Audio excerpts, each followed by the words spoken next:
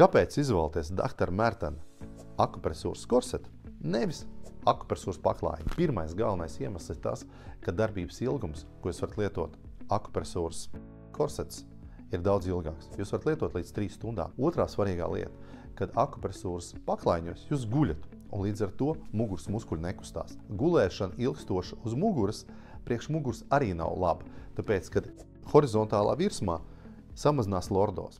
Tāpēc mēs piedāvājam nevis gulēt, bet kustēties un staigāt. Mūsu filozofija ir kustības.